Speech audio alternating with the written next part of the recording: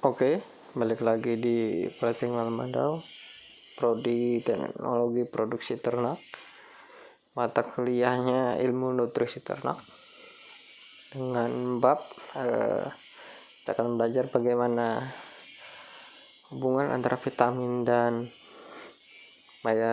metal itu berpengaruh. Apa sih pengaruhnya dari vitamin dan metal? Jadi gabungan vitamin dan metal itu bisa dibuat apa saja. Nah, vitamin dan metal itu adalah sesuatu yang murah. Jadi murah dan pasti bisa disambungkan. Jadi mereka mudah untuk mengikat.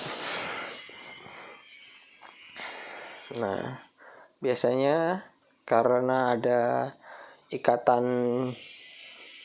antara metal dan vitamin, itu bisa diaplikasikan untuk biomedical. Nah,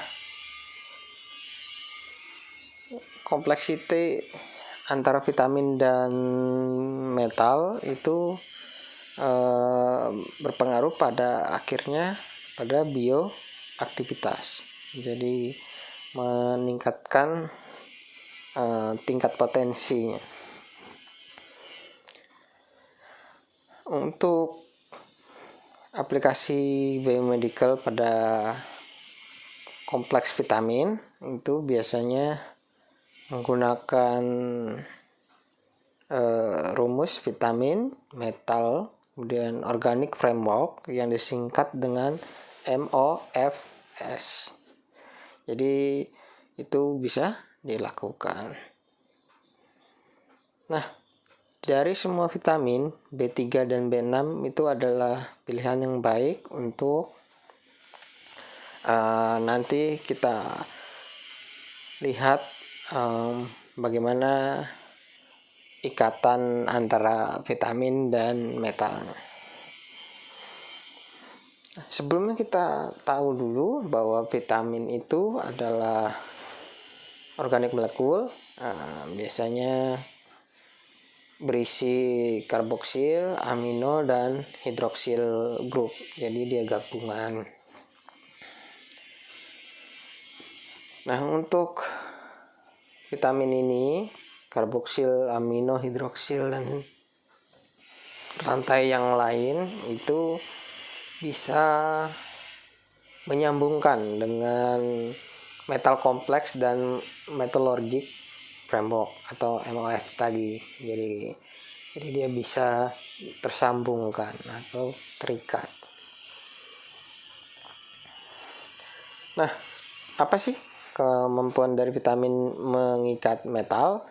Jadi vitamin punya kemampuan mengikat metal itu banyak jenisnya. Ada yang monodentate, bidentate, bridging, trident bridging, koordinasi mode. Nah, itu bisa dipilih bagaimana nanti kita menyambungkan atau mengikat komponen metal untuk kebutuhan medis dan biologis lainnya. Nah, ini rantainya dari vitamin B1 atau thiamin. Bisa dilihat ya. Jadi M itu adalah metalnya. Nanti metal apa saja yang bisa tersambung itu spesifik juga, tergantung vitaminnya. Itu vitamin B1 thiamin, dia punya 4 yang bisa mengikat atau menyambung ke metal. Kalau vitamin B2 atau riboflavin, dia punya 4 juga. Vitamin B3 nicotinic acid itu punya 3. Vitamin B6 pyridoxine, vitamin B6 pyridoxine itu ada 3. Vitamin B6 pyridoxal ada 3 juga. vitamin B6 piridoksamin ada 3, retinol atau A1 dia punya 1 rantai yang bisa menyambung. Vitamin B9 ada 6. Kemudian vitamin C ada 3 atau ascorbic acid.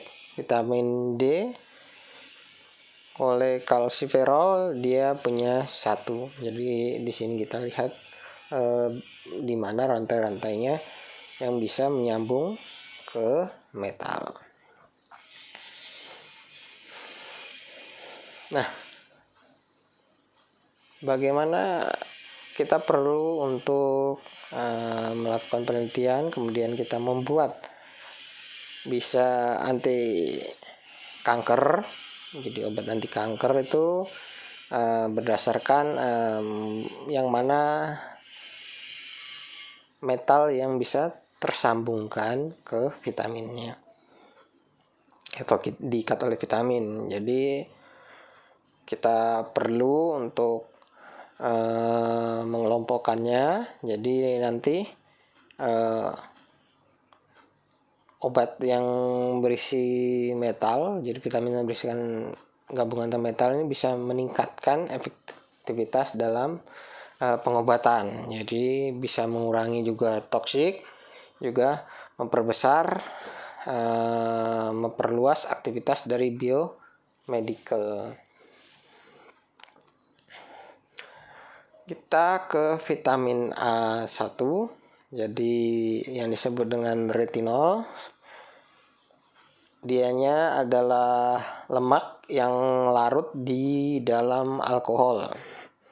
Ya, secara fisiologi itu dianya berguna untuk imun sistem, penglihatan, pertumbuhan selnya proliferasi sama di reproduksi. Nah, interaksi vitamin A dengan metal itu secara fisiologis itu dengan Na, Li, dan K. Jadi itu dalam solusinya itu menggunakan mass spektrometri. Kemudian lanjut kita ke B1 atau disebut dengan tiamin. Tiamin ini berisi aminopiramidin dan thiazol ring yang nanti tersambung dengan metilen, jembatan metilen. Nah, thiazol ring ini berisikan metil dan hidrosetil yang di bagian sisi rantainya. Biomolekul ini bisa menggunakan monoden, biden bridging metal. Jadi ada 3 jenis dia koordinasinya nanti. Jadi dia menyambungnya ada monoden, biden bridging. Jadi ada 3. Yang mana aminopirimidin dan hidroksil grupnya yang berperan di situ. Kemudian ada vitamin B2 atau yang biasa kita sebut dengan riboflavin. Itu termasuk 1 dari 8 B kompleks vitamin yang penting pada antioksidan. Seperti vitamin B yang lain, jadi fungsinya itu sebagai memproduksi energi bagi tubuh. Nah, untuk kombinasinya itu bisa berguna untuk farmakologi sama untuk pengetahuan. Nanti kombinasi B2-nya dengan metal. Kemudian ada B3 atau yang disebut niacin atau nikotinik acid, asam nikotinik. Itu dianya memakai monoden, biden bridging dan triden bridging. Jadi dia punya 4 kalau untuk vitamin B3-nya untuk mengkoordinasikan sambungan atau rantai dengan metal. Nah, yang berperan di sini adalah piridil dan karboksilat grup, yaitu jadi nanti gabungannya untuk metal kompleksnya jadi lebih baik. Jadi ada piridil sama karboksilat grup karboksilat. Jadi ada dua ya. Nah, di sini untuk yang B3 itu bisa berfungsi juga untuk anti bakteri, anti jamur, anti virus, anti tumor, anti inflamatori. Nah, di sini yang bagaimana kalau ada untuk kanker. Jadi ada adenokarsinoma, jadi kanker ganas. Jadi dia vitamin B3-nya bisa dilihat, B3-nya bergabung dengan Cooper. Jadi itu membantu menghasilkan sitotoksin yang ada di kolon dari human. Kemudian ada vitamin B6, jadi termasuk ke dalam 3 grup yang ada dalam pelarutnya air. Nah, pelarutnya dalam air yaitu ada 3 hidroksi, 2 metil piridin derivat piroxdoksin atau kita singkat PN, piridoksal dalam kurung itu PL, nama lainnya kita singkat PL, dan piridoksamin atau PM. Jadi ini adalah ikatannya alami yang menggabungkan banyak ion metal. Ada metil oksigen, ada juga phenolate group. Ada juga piridin nitrogen. Jadi ion-ion koordinasinya itu ada oksigen, ada phenolate, ada juga nitrogen, piridin nitrogen. Jadi ini membuat baik untuk mendevelop gabungan metal baru. Jadi dia punya 3 yang menggabungkan dengan metal. Dan ada B9 atau folic acid. Jadi banyak juga digunakan untuk biochemical properties. Jadi untuk kimia yang hidup itu banyak menggunakan vitamin B9. Strukturnya gabungan antara butyric acid sama glutamic acid yang digabungkan nanti dengan menggunakan amide linkage. Jadi ini penyambungnya adalah amide. Nah, untuk organik molekul ini punya 2 karboksilat grup yang bekerja nanti untuk menyambungkan kemudian menempelkan single metal, atau nanti kalau menggunakan jembatan menggunakan 2 ligan atau biden ligan, itu mengkoordinasikan dengan 2 metal. Kalau B itu 2, nah itu kan biden, tridens itu 3 itu ya. Monodens 1. Jadi kalau ada yang menggunakan bridge nanti yang jembatan, ada yang hanya ikatan single. Ini dia bisa juga menggunakan 2 metal atau yang menggunakan monodennya 1 metal saja. Nah, di sini vitamin B9-nya mengikat PB di sini. Ikat PB. Nah, kalau di bawah kamera mikroskop Leica yang di sebelah kiri itu yang tanpa diwarnai, ya, yang di kanan itu yang sudah diiluminasi. Jadi supaya ada gelap terangnya kelihatan. Kemudian ada vitamin C atau ascorbic acid, itu bisa mengikat metal ion dengan menggunakan metode monodene 1 metal atau bidene 2 metal. Menggunakan apa? Menggunakan atom oksigen dari hidroksil dan karbonil.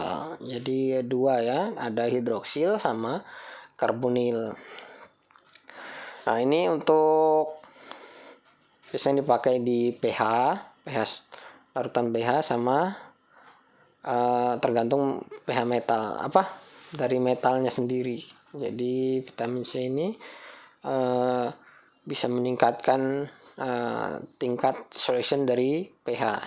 Jadi bagus dia untuk yang berhubungan dengan larutan yang membentukkan pH. Jadi dia membantu. Nah, yang penting juga dalam metal vitamin ini adalah larutan yang larut dengan air. Jadi dia mudah larut dalam air. Kalau yang untuk vitamin C, meskipun juga sudah terikat dengan metal. Nah, kemudian ada vitamin D atau biasa kita sebut cholecalciferol, yaitu adalah orang sering bilang vitamin matahari ya. Jadi bagaimana tubuh merespon terhadap paparan matahari, yaitu bisa juga didapat dari mengkonsumsi makanan, sayur-sayuran atau suplemen. Konstan metal yang bisa digabungkan adalah Cu, Ni, Cu, Mn, Fe, Fe3, Fe2, Zn2, Al3, Cd2, Gd3, dan Pb2.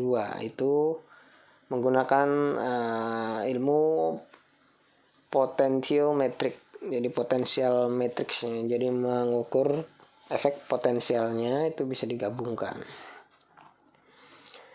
Nah, di sini kita lihat untuk vitamin B3 yang digabung dengan MOF. Jadi vitamin digabung dengan metal, tidak ada penyerapan, nggak menghasilkan slow release. Jadi kalau tidak ada penyerapan, jadi rilisnya lambat. Nah, itu yang diambil untuk terapeutik aplikasi. Jadi untuk pengobatan, aplikasi buat pengobatan. Karena dia tidak ada penyerapan, nanti dianya lebih sulit untuk dikeluarkan. Nah, itu dipakai untuk antibakteri atau anti jamur, itu bisa. Nah, di sini juga bagaimana antara vitamin B di sini vitamin B, kita lihat ada ikatan dari yttrium ion, kemudian copper ion. Jadi 2 copper ionnya itu ya. Jadi digabung dengan atom nitrogen. Nah, kalau yang kiri ya, yang kiri. Kalau yang kanan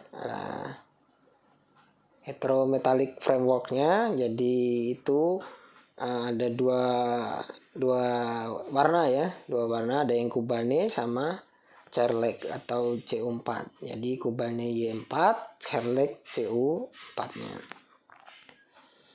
Itu gabungannya. Kalau yang sebelah kiri itu kita lihat ikatannya secara 2 dimensi, yang kanan itu secara 3 dimensi. Nah, metal ada kobalt sama nikel, gabungannya dengan B3 itu aplikasinya biasanya antibakteri. Kemudian ada iron, copper, nikel, zinc, palladium, kadmium sama gold, itu bisa gabung dengan B3 sebagai antimikrobial. Dan ada palladium, platinum, gold dengan B3 itu untuk anti tumor.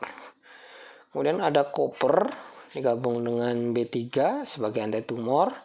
Koper, magnesium, iron, nikel sama kadmium itu bisa antara penggabungan B3 ditambah dengan B9 itu sebagai antitumor. Vanadium bisa gabung dengan B6, aktivitasnya seperti insulin. Kemudian magnesium bisa digabung dengan vitamin B6 itu nanti buat hepatobiliary aktivitas. Jadi nanti di MRI itu kontrasnya jelas kelihatan. Kemudian ada nikel bisa digabung dengan B6 itu untuk ctDNA interaction. Jadi kita ngelihat interaksi dari DNA. Kemudian ada lanthanum, yttrium, cerium, samarium digabung dengan B6 sebagai antimikrobial. Kemudian ada vanadium digabung dengan B9 ada antioksidan. Lead ada digabung dengan B9 ada cellular bioimaging, jadi dia memperlihatkan sampai ke tingkat sel. Kemudian ada tin digabung dengan vitamin C, itu ada antitumor sama antiinflamasi. Kemudian ada platinum digabung dengan vitamin C sebagai antitumor. Oke, selesai.